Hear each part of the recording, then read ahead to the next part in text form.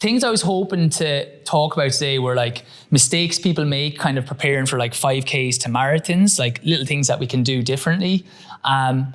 With that then looking at like maybe lactic training, how it works, what a lactic test is, some common mistakes to avoid with your training or how to set it up correctly.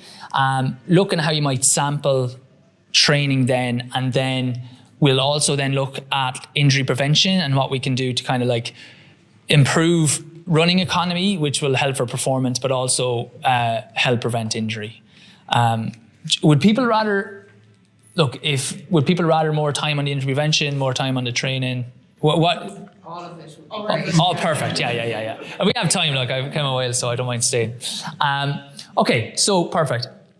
I just want to say why I did a talk like this for down in Kilkenny previously, and I would have helped train the running aspect of the Kilkenny triathlon. And before that, I would have been probably like a little bit naive to kind of like sub-elite training. Like I was lucky enough, like I said, I've won a few national championships and I've ran for Ireland. So I've always run at a quite high level. So I would have in my head thought like, well, the reason why I'm probably a little bit better than other people is I just train like harder. But then it was crazy when I was just even training the triathlon, the members, like in terms of effort, they were like actually training like as hard as me or way harder. So then it's got me thinking like, well, if it's not the level of effort they're putting in, a lot of times it's like actually the opposite. They were nearly training too hard. So they're doing like a ridiculously hard, the running session, and then the next day be a run. And I find that with, say, sub-elite runners, where the problem is that they lack certain things that are easy to fix. So a lot of times we can lack structure. So there's, say, a lack. No problem, going in, yeah. People can hear me fine, can they? I usually shout enough. Yeah, grand. They lack structure. So a lot of times it's like we're going out for the same type of run or the same type of running session. We lack progression with that then. We just have the kind of like set routine that we do. We might lack variety, that we kind of get stuck in the rut. And then generally they're running too hard. So it's like it all comes into this like gray area. So it's like the recovery runs are too hard. And then because you're not recovered, the sessions aren't structured well enough to kind of get the benefit. And as well, we'll come to this as we go. A lot of times, say, hands up if you're like more like 5K, 10K, okay, half marathon, and then sprints, Anion? Okay, good, yeah. So it's going to be more like the distance. A lot of times, right, all those events are aerobic events, which is like, this will be like kind of the essence of what I'm going to talk about in the training. Aerobic effort is less than 80%. Okay, so you can't improve aerobically if you don't train aerobically. And a lot of times people in their sessions are going too hard. So you're essentially training like anaerobically. And that'll be fine. That feels really hard that you're like digging in the session or you're digging in the run. But you're training way harder than you're able to run. And that's why then the training, like even for a marathon, like it's way below 80%. We'll talk about lactics, but it's like 2.2. But if you're going to run at this level, or you always train higher, you're not training the system you're going to work. It's like you train in a Formula 1 car, but you're actually entered into the Le Mans 24-hour race. Okay, so that's kind of what we're going to do. So it isn't, before I would have thought, it's like, okay, I can kind of push myself harder than say, non-elite runners. And from training people, what I found was it's the actual opposite. They just lack a structure and they don't hit the actual zone they're meant to hit. So while they're training really hard, it's counterproductive. It's getting them better at like 800 meters or 400 meters. Because what you're doing is you're improving your ability to tolerate lactic as opposed to improving your aerobic performance. So we'll talk about how you can kind of do that. So it's this idea then, it's not enough to do your best. You must know what to do and then do your best. Okay, so that's what we're going to come up with, because when you're looking at, well, why would I change? Insanity is doing the same thing over and over and expecting different results. So if we're getting injured, a lot of times is we're training too hard. If we're not seeing the results we should, it's a lot of times we're not training hard enough on some days and then probably not easy enough on other days. Hard recovery runs is like the staple of the non-elite runner, I find. That it's always quite hard, but maybe not hard enough to get a stimulus, but then not easy enough to recover to have your session. The other thing is it takes no more time or effort to do the right type of training as the wrong type of training. You're doing the hard thing if you're getting out. If you're going in the morning before work, if you're doing it after work, that's the hard thing. When you're out there, it's just literally doing the right thing and doing the wrong thing takes literally no more time or effort. And a lot of times it's actually easier. Okay. That was meant to be soft there as well. Okay, so let's talk to the person beside you. What are the 3 things that lead to a success as a runner? So if we're saying that someone is a good runner or does a very good time, there's 3 elements that they need to be good at. So just talk to the person beside you for a second and see, can we think about what those 3 elements are? Nutrition is really important. That's going to help with recovery as well, yeah. Excellent. And we're going to talk about that at the recovery talk. Mental, say again? Yeah, mental positivity. Yeah, I don't really believe in that. It is good. It is good. I just think that's like, sorry, I can go off on tangents big time here, but basically, right, runners are always mentally tough. Sometimes I think we give her, like, the hardest thing, like, if you're going out for runs, you're mentally tough. Generally, what's happened is when people are dying in a race, and they're like, oh, I just lacked toughness there. It's like you didn't. You're in an anaerobic zone for so long, and just ultimately you're gonna top it. Like, I was chatting to my friend, we love to, like, if we could put heart rate monitors on people in a race, you would see that, like, the guy who probably, like, or girl who's fallen off, they were probably in the red zone for like way longer than the other person. And the person who was like, oh, they came so strong at the end, they probably were like working easier relative. So that's just like, I had that for a year. I ran like terribly, and like I'll be going to like sports psychologists, and they'll be, it's like, it's in your head. It's like, yeah, it is. I'll be looking in the mirror. I'll be writing the times I want to write on my shoes. And then the next year, and I ran like a donkey. It didn't help. And then the next year, I just had a new coach, and I was fitter. And the first race I went to, I was like zero, like positive. I was like, I'm going to do terrible here. I was like, hopefully don't come last. And I ended up winning. And on the way home, I was like, why is that? And the only conclusion I was like, I'm actually just fitter. I'm aerobically fitter now. And having the worst mental attitude did not matter one bit. When I was like, because you're in a race, it'll just take over. If you're able to run, you'll run. And if you're not able to run, you won't run. So sometimes we think we're digging in. You get good at that. You do need that, but that's like a physical practice, I think. No one's going to answer now because I absolutely slammed you. That is like, get out. No, sorry about that. So, yeah. No, mental is, but I just feel like we're way too hard on ourselves.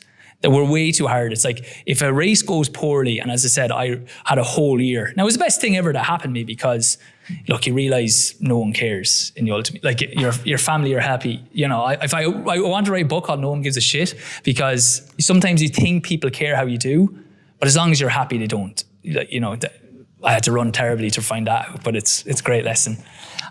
So I'll just talk through the 3 elements here. These are like the 3 like scientific elements. The first one is like a VO2. It's like, that's your ability to take in oxygen. Okay, can't really change that. That's something you're kind of naturally born with. Like, that's the size of your lungs. It's how much oxygen you can take in. The second element is your lactic threshold. That's at what pace you can stay aerobic at. Okay, so the longer you can stay aerobic, the fitter you're going to be. Because there is only a certain amount of time you can stay anaerobic without that feeling that, like, I'm going backwards. That can definitely be changed. And that's the thing I would really recommend. Now, like, I don't do them or anything. Well, I can do them, but I'm not doing them in Galway. But I would recommend, and I'll find people, like, usually in the universities that do them, or people do lactic tests. They're about €100. If you got one lactic test done in your life, you would have it done forever. And it'd be the one, if I could just say one thing for you to do, it'd be buy a heart rate monitor and do a lactic test. Okay, because I'll show you how you should be kind of training, and it's based off that. And I literally just did 2, I lecture down in WTSE2 Waterford now, and we just did 2 yesterday showing students. There was 20 beats of a difference in people's lactics, even though they ran the same pace. Okay, so that 220 minus your age doesn't work. Like, because my lactic threshold is about 182. The other person was like 165. Okay, so if you got it once done, you would have your zones. And I could just talk through what the zones are. Okay, so lactic threshold is big. VO2, how much oxygen you can take in. And last one is running economy. And that kind of links to the consistency of time so that we stay injury-free. And what running economy is that this is just like how big your engine is. This one is how efficient that engine is.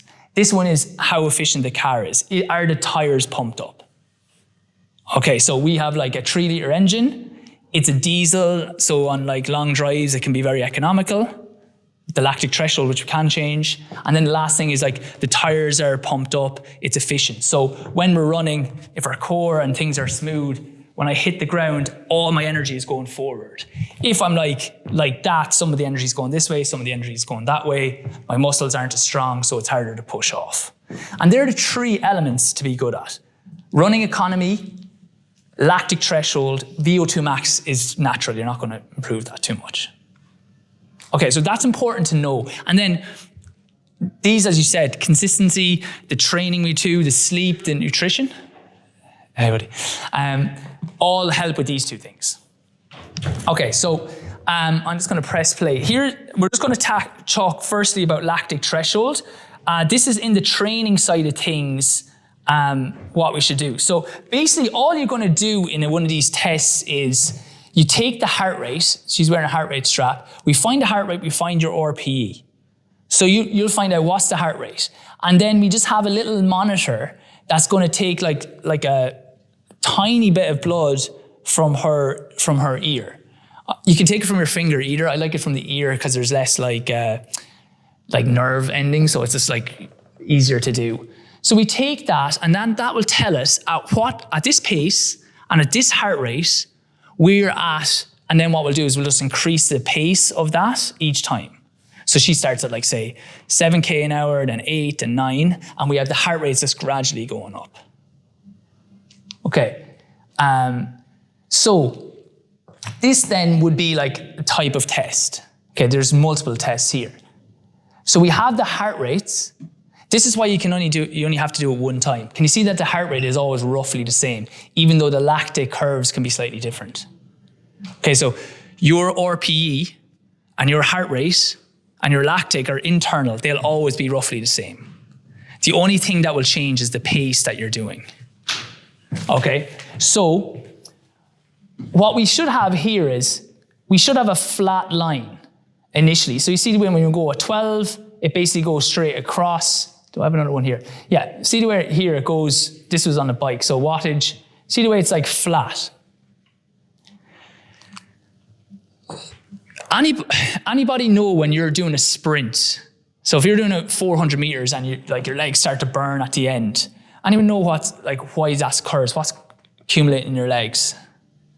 Lactic acid. Yeah, lactic acid, right. So that's because we're going into anaerobic. We're running harder and we're having lactic acid in our legs. So once you go anaerobic, you produce lactic acid, lactic plus H plus ions, but we'll call it lactic acid. So when we're flat, if there's no lactic being produced, that means that it's like 100% aerobic. Does that make sense? It's like if we have a hybrid car. If there's no smoke coming out, we know it's 100% battery. Once there's a little bit of an increase, that will tell you when that some part of that's gone anaerobic, because there's a little bit of the lactic being used. And then you'll get this shoot up after generally about 4, and that will tell you that anything after that is 100% anaerobic. Any increase in speed as we get tired. Okay, so the goal then is that we look at the lactic and we can just tell what heart rates you should work at. Okay, so let's just for a second then, see, we'll go here. This was at our level. At 13, what percentage, if it's that flat line, at 13, what percentage do you think that's aerobic versus anaerobic? So just talk to the person beside you for a second. If we look at from 12 to 13, I'll just ask someone then. If you get it wrong, I'm going to shout at you again. Sorry. So what percentage is aerobic versus anaerobic if it goes flat? 100. People say 100? Great, yeah. I was just thinking, this is hard, isn't it? Friday night, you're getting a freaking science lesson. But hopefully it makes sense in a second. Yeah, it's 100% because basically the lactic hasn't increased. So we know we're 100% aerobic in that. So that's going to be a recovery pace. And we're going to talk about these in a second. When it goes up to here, is it now 100% aerobic? No. Because you're producing a little bit of lactic, there's some element that is like anaerobic. Now, you would still be able to chat away to someone there. Most people, as I said, are kind of working here or they're working here. That's what I find. Either doing like fast recovery runs or when they're doing sessions, they can be like way up into here. Then are like the elites, are they 100% or way longer? Yeah. So you see here with this person, right? You see on the first test they did, say if we go here, you see after 13, that just jumped straight away. But on the last test this person did, they were like essentially to 15 before it starts to jump. And then even the lactic is lower at each speed, but the heart rates are always roughly the same. That's why you only need to ever get this test done once. People get it done because they like to see if they're improving, but the heart rates my heart rates, I did the first one of these tests maybe like 18 years ago, and it's roughly the same. Okay, and as I said, it's like, I don't sell these, I don't do anything with these. I just think it's like, this is such a easy thing to do for 100 quid that's like, it's just a no-brainer. Like, it's just, like, it just allows you to balance it. The other thing as well that it does is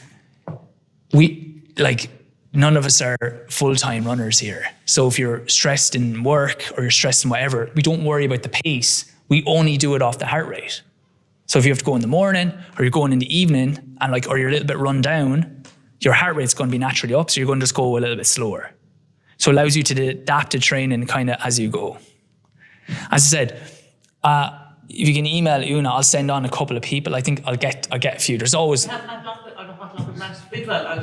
Brilliant, yeah. Just anyone, and even if you're not sure, you can just send me the results. I'll just do the thing for you straight away. So just all that to say, right, there's five zones that we're going to look at as we go. I'm not going to go crazy into the numbers, but you got recovery pace, which is essentially 0% 100% aerobic. You got like steady pace, which is like, if we're just challenging the aerobic system. That's where first little jump. Okay, so that would still be an easy run. We have marathon pace. Generally about like 2.2, if you're doing a marathon, about 2.2 lactic you want to hit. But you should be able to run that for like an hour. Then you got lactic threshold. That's the last point before it starts shooting off. And that's the last point a lot of us should be working. And then after that, we have VO2 max, and we're not worried about our heart rate then. We're only worried then about, time. That's our track work. That's going to help more the running economy, the strides that we're doing. Okay, I'll come back to the type of training that we'll do in a second. But generally, as I said, with sub-elites, what I find is that we lack variation and we lack that structure because we don't know those training zones. So what you should have in your training is like all 5 of those zones in the week. And a lot of times it just gets, it's actually, if you're in a track session, you're probably getting the 5 and the 4 okay. And if you're doing a track session, which would be good, we do that say 10% in a week. and then, or 10%, in your week to kind of 15. And then the other bits should be kind of separated out. And again, if we don't have them, it just gets into this gray kind of zone, all the runs. Okay, it's not slow enough. It's not like chilled in a recovery. So you're not like feeling recovered. And then the other run isn't like hard enough. Or you see it a lot of times with people for marathon pace, they're going out and they're doing sessions, like say if you're going even off pace, they don't do it because it's shorter. Say if I go like 5 by 7 minutes, but they end up doing like 2 hours 30 minute or 2 hours 45 minute marathon pace. It's like, you're not going to hit that. They know they're not going to hit that because it's only 7 minutes to think, no, but I can dig in for that. But now we have 35 minutes that is in no way replicating the marathon. So it's like, what are you really training here? We're not training like how hard we can suffer in this one session. We're training to say get better for the marathon. But if you don't train that system, you're never going to get better. So it's about having these zones in it. And I said I'll come back to that in a second, because what we want to get is this kind of thing that we're not training too hard, we're not training too easy, that we're training okay. And then we'll talk about the recovery, which is a massive part of it, is if we get our nutrition right, do we get our sleep right, that we get this super compensation, so that over time we get this appropriate training stress, better recovery, appropriate training stress, and we move up. And again, we'll do a little recovery talk just at the end of today. It's a little bit lighter, so it'll be okay. Okay, I'll go through the training zones, and then look, we'll have time. Just honestly, like, can take a while to get your heads around this. So like, just take a few minutes. You can ask any questions you have because it takes a while. So what are the training zones that we should be hitting? So zone 1 is 100% aerobic. It's very easy effort. It's like so easy you should feel guilty. Now, I don't use my heart rate on this. It's like you're just easily jogging, just comfortable pace. If you're a person who I have a friend and he always pushes runs, he needs to wear the heart rate monitor to tell him to slow down. I actually never had that problem. I needed to wear it for like zone 2 because I'll just literally always just chill. So depending on the person. So you're going to use these on your recovery days, which I'll show you sample training. You'll see is actually a lot of the days. Zone 2 is a quite easy effort. You'd still be able to chat to someone, but you just have to slightly concentrate. It's not hard at all. It's like, but you would be a little bit concentrated. If you were like really relaxed, you'll come out of it. And if you go too concentrated, you'll go past it. So it's just a steady run. You can use it in long runs. You can use it kind of at the end of recovery runs or maybe once in the week. Zone 3 is not lactic threshold. It's more that we call it marathon pace. Okay, so actually slightly harder than actually what you do a marathon in, but like you do a half marathon in this. So you're talking like over your hour pace. We'll have it in some running sessions that we do, and we can have it in some harder runs. Then zone 4 is our lactic threshold. Very important, especially if we're doing like, say, 5Ks, we'll be doing at least one session this per week, 10Ks. If you're doing half marathons or marathons, you'll use this more as your speed work. Because this is like, we're usually about 20 to 30 minutes in this zone max. So these are the workouts that are kind of our hard sessions during the week. And then last is zone 5. This is training zone where we focus on time or race. So this is your track workout, your kind of like structured session. So, we're only probably doing one of these in a week. Less than 10% of the training volume should be this. And then I have this theory about like some people are more neuromuscular runners, some people are aerobic runners. Are all those zones and stuff, is that all new to you or? Okay, I don't know if I'll go into this. It's a bit like, so I'll just very quickly zone out now if you want to. If you've been on it, this isn't important, but basically some people need race pace effort. I'm one of them. So I need to like hit this pace that I'm going to do. So if I'm doing like a 10K, I'll need to do I'll do a little bit of lactic threshold, I'll do some zone 4, and then I'll have to hit like some 400s at the pace. Other people don't need that. If they do a lot of track work or they do a lot of races, they end up frying themselves. So what they need is not going near that. They just need to stay aerobic. They need to stay like lactic threshold work, half marathon work. I'm not going to go into it in crazy detail. If people are interested, I have loads of... How did you find out you were that way? Just from trial and error? Just kind of from trial and error, yeah. Doing like aerobic work and then I feel like very flat. Usually you get better, if you're neuromuscular, race on race, you get a lot better. Aerobic, they generally come out and they're quite good. And if they do a lot of races, they seem to like fall down a bit because the nervous system gets stressed. If you're interested, I do a lot of podcasts and stuff like interviews. So I've done a few where the people have asked me that and we did it for like half an hour. So I can answer any questions that, or I can send you those podcasts. It's just something to keep on. If we look, that's like icing on the cake. But I'm happy to send you that stuff because it is actually interesting just to see what you are. Generally, as I said, if you get better with race on race, if you seem to respond better, if you do kind of like that track work or pace work, you're neuromuscular. If you're someone who in your base work seems to run your best, you're like, God, I was surprised with that race. I haven't really done much sharpening work and I seem to be doing really well in the race. You're more likely an aerobic runner. Like I've seen this even at 1500 meters. Dave McCarthy, he's ran 3:55 for a mile. And he was like, I did that off all threshold, off that zone 4 and some strides. And he was like, think how quick I'm going to run this summer. And then he did the summer where he's doing a lot more neuromuscular work, track work, and he never ran quicker. And it was only years later, I was like, that's because he was an aerobic runner. So even in shorter distances. And vice versa, you can have people who are doing marathons, but they're neuromuscular runners. And what they do is rather than long, like 20 milers, just single pace, what they should be doing is like, say, 40 minutes of a warm up and then like 5 minutes or a mile at like predicted marathon pace, 5 minutes easy. Doing that, say, for 40 minutes and then like a 10-minute cool down. So shorter run, but it has a little bit of that pace in it when they're tired and they'll do a lot better. Other people don't need to hit that. They just need to improve their aerobic system. Okay, so here's how I would lay out this is actually training I do. So we just look at the zones. So zone 1 for this person was less than 140. Zone 2 is 140 to 150. Again, we're not trying to hit the very top of the heart rates, like somewhere in the middle, okay? Zone 3, marathon pace is 162 to 178 for this person.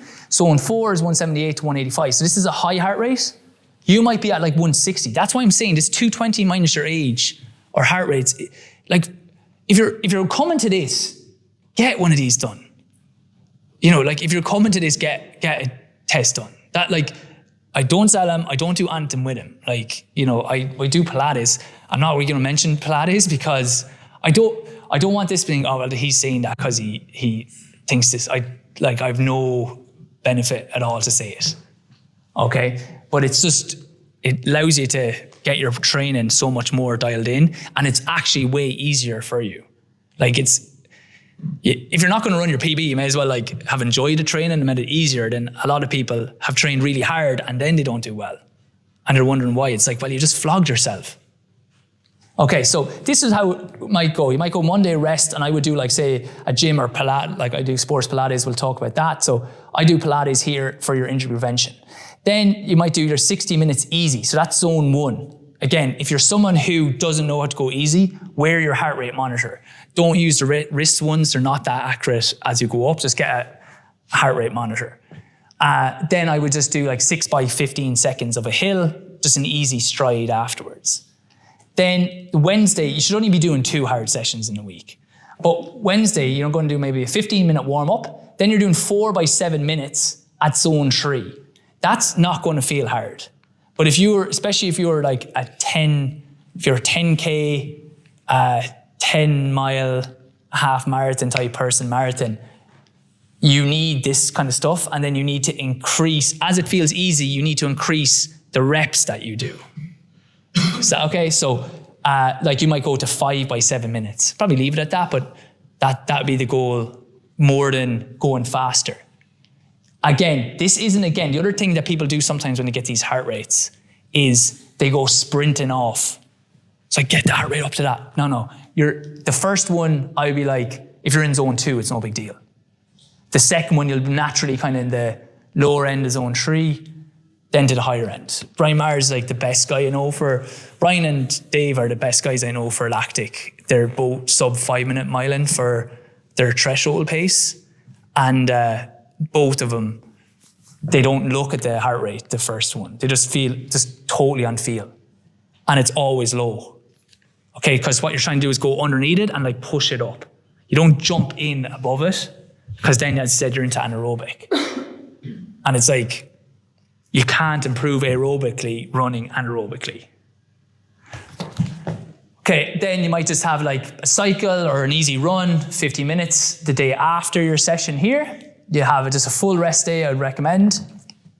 15 minutes then of a warm up and cool down. You could do 3 by 5 minutes at zone 4, which is threshold. And then 90 seconds recovery between them, and then just like 4 by 20 seconds of a stride. Okay, so not that hard. Again, I do a lot of stuff on heart rate, because if things are stressed, if it's just really like appropriate to you. It's just it's just based off what your heart rates are there.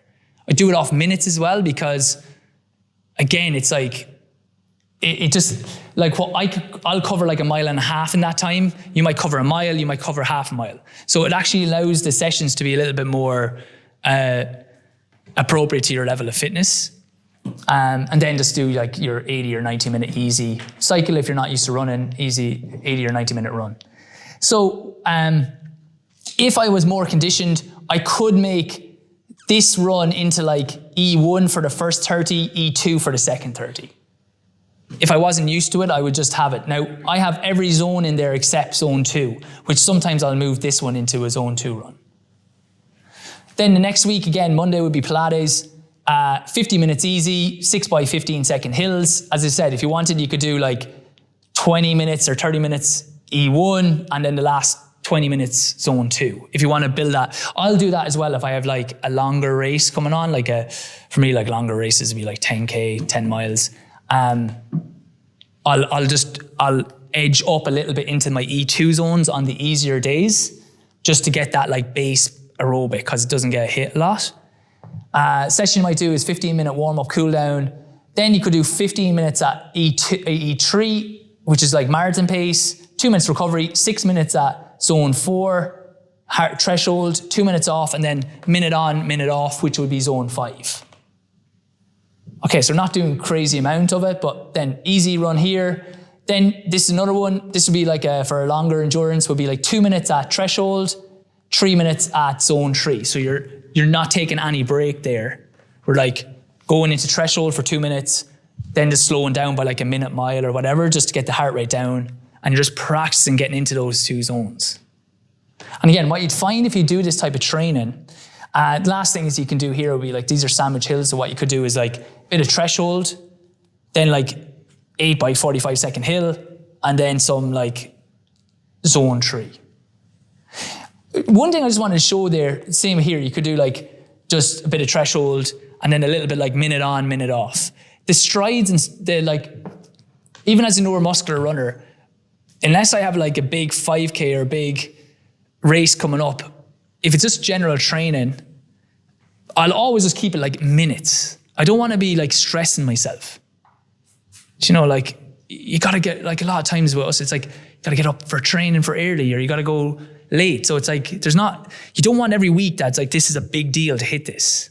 You just want to be able to go out and like go on the heart rate and just get through this training and be hitting these zones. So I'll just do like minutes on, because you'll naturally like just pick it up a little bit more than the threshold pace. Everything should be like 90%. Because it's like Una said, like the key is consistency. It's like over time, just rolling on the weeks is what makes you better, not just one particular session being good. And if you find that at the very top level, I've trained with like, I was a physio for the Australian team, and I trained with like Thomas Chamney, and like every level you go above, it's actually it's not the one session that you do that you're good at. It's just like, the training is just relentless. It's just like every day they're back out, training again, training again, training again. So that's the big difference between them. They can just tolerate a lot of load here, as opposed to, there was never one training session I went with those groups that was like, oh my God, that's why they're so good and I'm not able to do it. Like every training session, they might be a little bit better, but it was never like, oh my God, that's it. But it's the next day, they're like, all right, we're back out again. We're running, and then they're doing strides, and then they're doing gym, and then they're doing, they just got very fit, as opposed to having one really hard session that made them good. Okay, we're nearly finished this stuff, and then we'll take a break, and we'll do a little bit on the recovery then. Okay, so injury prevention then, we're going to look at as the other elements and running economy. So I want you to talk to the person beside you again. Name some running injuries you've either had or you've heard of. Okay, so let's see if we can get a selection. Okay, what injuries would we have heard of or had? Runner's knee, yeah.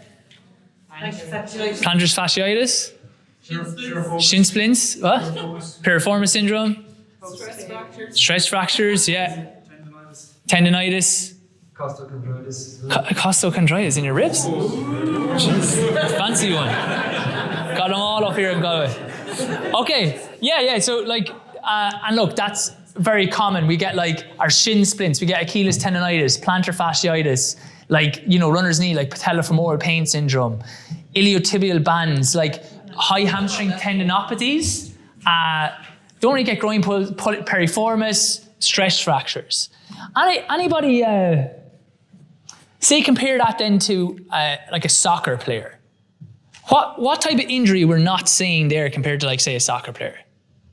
Big impacts. Groin, hamstring tears, quad strains. Okay, so runners don't get muscle injuries because running doesn't really use muscles. Running is unbelievable for cardiovascular fitness and burning calories. It is not good for muscle activation.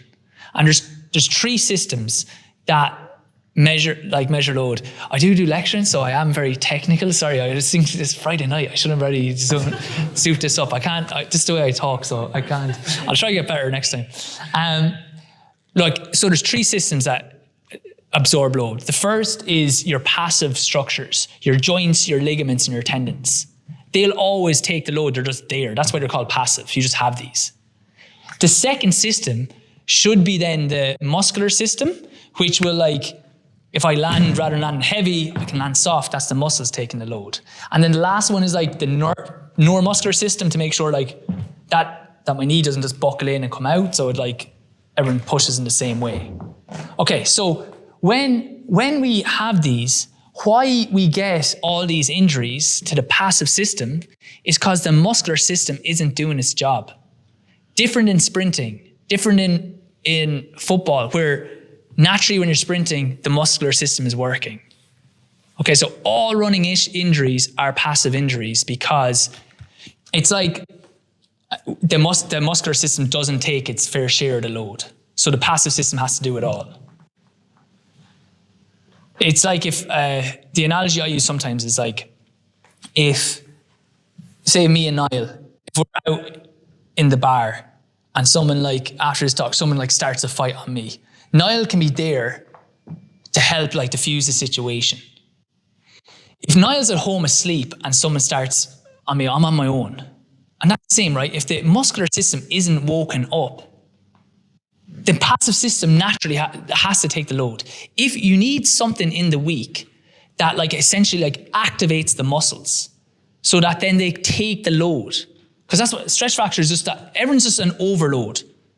That's all we get, overload injuries. So by activating the muscles, it can just take the load off that. So if that's all you remember, that's all you need to know. Okay, the other thing is because other areas can get tight then as well with modern life, that we're sitting a lot, we're in these positions, so we're not even moving smoothly. Okay, so there's a thing called the joint by joint approach. So every second joint should be either mobile or stable. So your arch, you know by what the main fault you hear. So the arch, what's the main fault people hear with arches? They're falling, they're flat. So that should be stable, but it's not stable, it's flat, it's moving too much. Then at the ankle, we can get stiff. So the calf, the knee basically should be stable. It should just flex and extend. But what happens is it moves too much. Ironically, the knee and the back I'll get to it in a second. Hip then should be more, it's a ball and socket. You should be able to move in any direction. Low back should be, we hear core stability. Upper back should be mobile. Shoulder blade stable. Shoulder joint mobile. Okay, what happens is you generally say as a physio, you're going to see a lot more knee problems and a lot more back problems because they're moving excessively when they should be stable.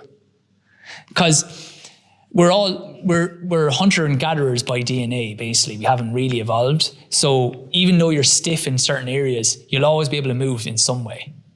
So if like that's on the ground, right, and I can't physically like move my hips back, I'll always just be able to like move excessively through my back. It's just because like it's more important to be able to like move, get out of danger, or get food than it is like long-term being an issue. So that's why the back and the knee is generally an issue. The hip is only an issue when it's like been going on way long and then the joint's completely gone, or like the ankle. So what we want to do then is, this is my plug. So I have free trial. We actually didn't know we had space. We're going to do like a practical, but people haven't brought their stuff and I actually didn't bring my stuff. We didn't got this bigger room today. So I'm going to go over, I have a free trial of Sports Pilates. I honestly, if you just go to Everard Pilates, you can just click there. I honestly do not mind if no one signs up afterwards, honest to God. But you can just do it. It's 45-minute or there's 35-minute class. I'll go through some of the exercises. I'll just bring it up on the class now. But what we're trying to do with it is get you moving better here. And then the exercises are basic enough. We do change them around every week. But you want to just essentially really get the muscles burning. That's a shame. If I knew the space, we could have done some of the exercises. Because one thing that people get wrong here is that I have piriformis syndrome. I'm doing this stretch and it's it's not really helping. It's you sit on your ass 10 hours a day and you're surprised a 30-second stretch isn't fixing you. Wake up. You need to wake these things up. They're dead. They're asleep, So it's it takes more than 30 seconds of a stretch. It takes burning these muscles to wake them up. And then once they're woken up, they'll naturally do their job because your body doesn't want to be in pain. But it's it's like we said with Niall, if he's asleep in his bed, he can't help me. If he's awoke, he doesn't even have to, if someone starts, I don't even have to tell him, Niall, you come in and help me now if this happens. He'll just naturally do it. Okay, so let's see. So again, if you just go to everardpilates.com, you can just sign up for the free trial. We'll try to get one going soon enough. A girl helps me. I'm not that organized, so she helps me do it. But I'll go over some of these exercises, just a sample that we might do. I think I have one here. Now you can see that. Grand, me just chatting to myself. All right. Generally with a hip opener, keep the knee, if you're doing it, keep the knee behind the toe. Otherwise, if people are doing that, they're moving too much at their knee. We want to be behind and moving at the hip. The other thing then is you can rotate that you're trying to get the upper back, remember, moving, and the hip. So I generally start with some kind of thing to try get the hip moving better. Because we've been sitting a lot, it opens up. And again, the body is really simple. As you said, all running injuries are the same. You're not using the muscles. The hip is generally tight. The ankle is generally tight. So we got to get them moving a little bit more. Okay, so the other exercises you can do is simple Superman exercises where this is a product I'm working on at the moment called the Back Aware Belt. So it just gives you feedback on your back. This thing is breaking my heart. You would not believe. I think it'd be a good idea, but it's just a black hole of money. But basically, just keeping the core. The thing with this is you want to get the pelvis level. So you see, I'll always kind of move your pelvis up and down, find the middle, because you just, again, want to practice, can you hold the core while you keep the pelvis? So we just need to practice that in basic positions. And then over the weeks, what you'll do is we did a little bit of crawling, say, where you stay practicing that. So say, going on again. So always I'm arching, coming all the way up. I find that middle, and then we're just going to do a little bit of crawling. But it's, again, just learning how to burn those muscles and staying down. So we're just trying to move through the hips, but keep the core in line, because with the glutes, we want them on, with the core, we want them on, and then we just want to improve the movement to kind of reset. And generally about 45 minutes of this a week, 35 minutes of this per week. Some people like do 10-minute sessions. I just like getting it done just once in the week to keep you injury free. You can do stuff like your side plank, and then like bridging and stuff like that. You know, like just simple ones. But as we said, a little bit on like shoulders there. If you're doing this one, just you're lifting up through the upper back, keeping the neck kind of stable as they do that. What other exercises do I have? That's a little core one. Okay, this is my favorite exercise here. Okay, so this is my favorite one for runners. Really good for any shin issues is the single leg deadlift. So you stand on one leg, and what you're going to do is you bring the leg back, and you're staying in that straight line. So you're not looking up, or you're not like rounding your back, going into a bad position. And what that does is it really works the hamstring tendon, because you're putting a tension on it. The other thing is a major fault I see with rehabs for the lower leg is that injuries are like overloads. Probably like what you're getting today. It's just like, this guy doesn't stop. Injuries though are overloads, right? It's just the area's getting overloaded. So if you have Achilles problem or shin splints, a lot of times what their answer is like heel drops, heel raises, or knee. It's like, okay, I'll do squats for your knee. It's like that area is already overloaded. The answer isn't to load it more. It can work, but the theory is a little bit off, because what you're saying there is like, this is taking all the load, so I need to make it so strong that it can take this load. My approach is your hamstring and your glute are generally doing, and your foot are generally doing nothing. So I have way better success like doing this one, holding for say 10 seconds, 6 times, get the leg burning. Get it to, like, I've had like bad shin splints for a good while, and the thing that worked the best was doing this, not heel drops, heel raises. Get the leg to like, I could barely stand on that thing. I was all my effort just to like hold it. Get it burning, because then when I'm running, my foot muscles are taking the pressure, my hamstring, my glute now starts taking the pressure off that calf. So that's one thing I see on like some of the rehabs is like same with the knee. And a lot of times with the knee, it's not like doing more squats, especially if you have poor technique. It's get better movement at the hip, get better movement at the ankle. So now the knee has to do less work.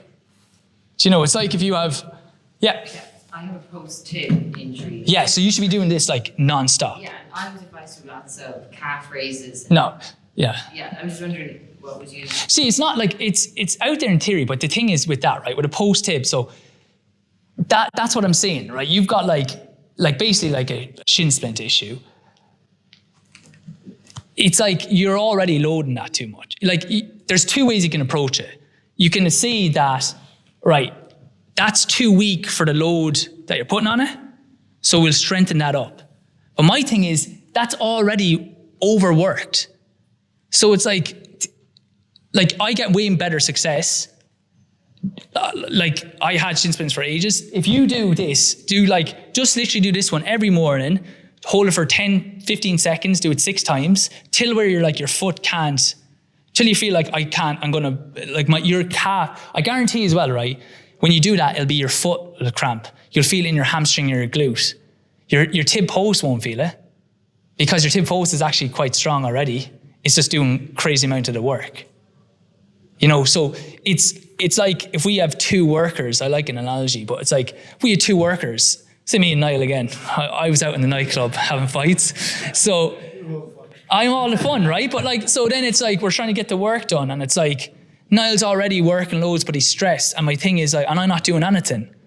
And my solution then is like, yeah, Niall, we need to do more training so you can handle that work better. It's like, no, like get me working. Then he'll be okay. You know, so that That gets lost. That's my favorite exercise.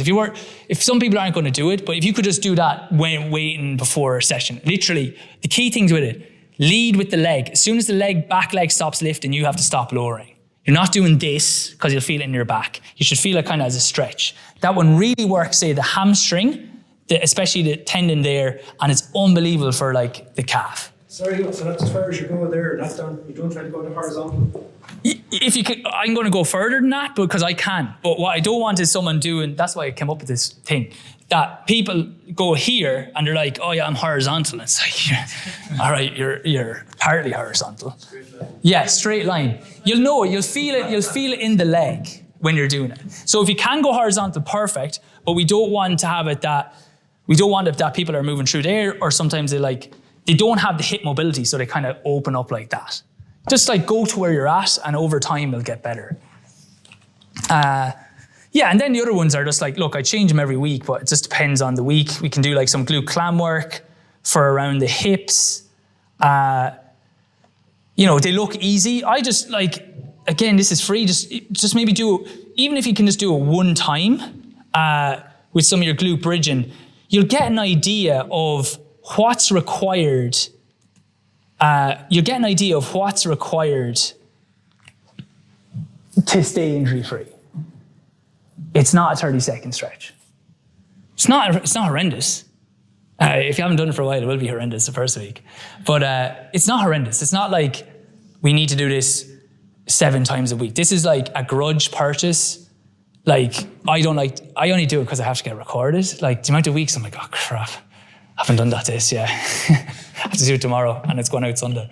But I know it needs to be done. I've had too many injuries. Would you do strength and conditioning as well, or is Pilates enough?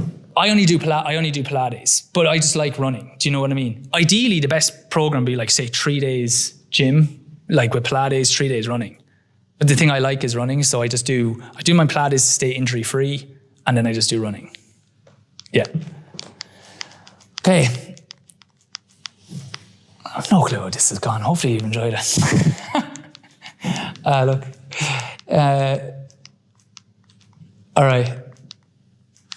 We went through that, joint by joint. Yeah, so you can just go, that was an idea. Other ones, if people aren't going to, other things on running economy that you can do. So running economy is just how smooth you can do. Doing strides is just really good. You know, just like, you don't push these strides, but just having them like that we're doing the strides, like 90%, 80%, just intentionally trying to pick it up. You should never be forcing strides. After like 6 weeks, you'll find that you're naturally just going faster. You don't want to be like forcing week 1 and feeling tight. Just literally just intentionally picking it up slightly. If you don't have time for strides, you always say if you're going to do 50 minutes, 45 minutes in, just like pick it up a little bit for like 10, 15 seconds. Slow down for 40 seconds and pick it up. And it might be a slightly quicker jog. I've done that as well. You know, we're always busy, and there's, you know, sometimes it's just not as motivated, but just it gets the variety. You know, the other thing with running is it's a very small range of motion, especially if you're just doing the same types of runs the whole time.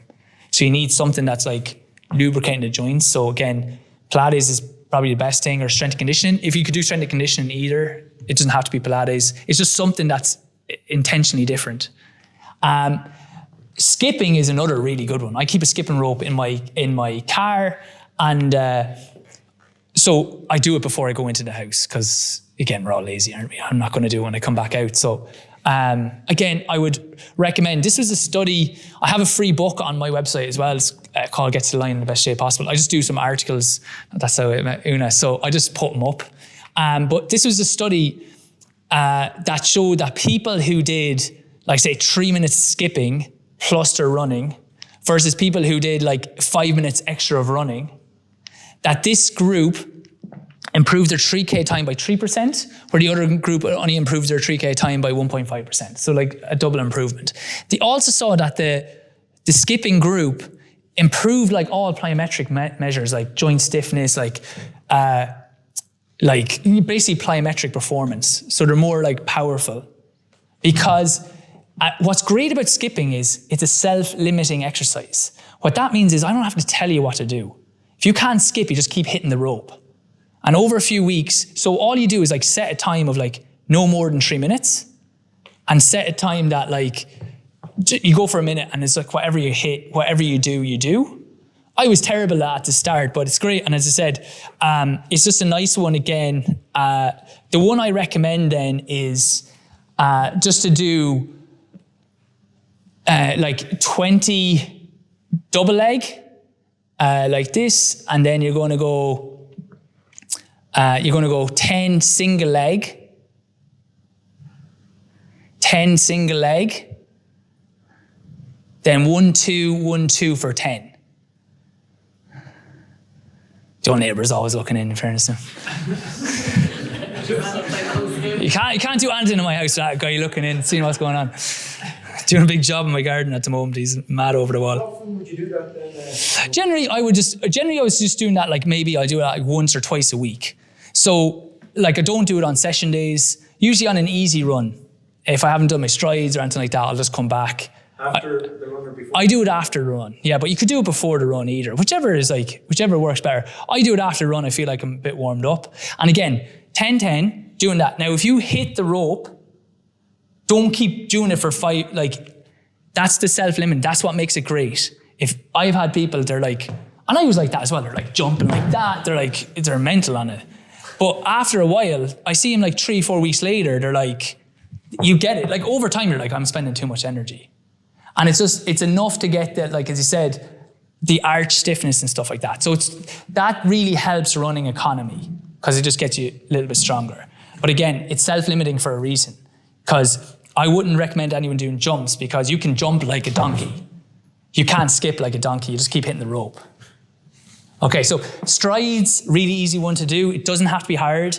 Like uphill, I'd recommend because you're not going harder. And then skipping as well has good results. Okay, yeah, we'll see how we are for time. I don't mind, I can do the recovery talk now as well, but that's it on that bit. So thanks very much. Yeah, great.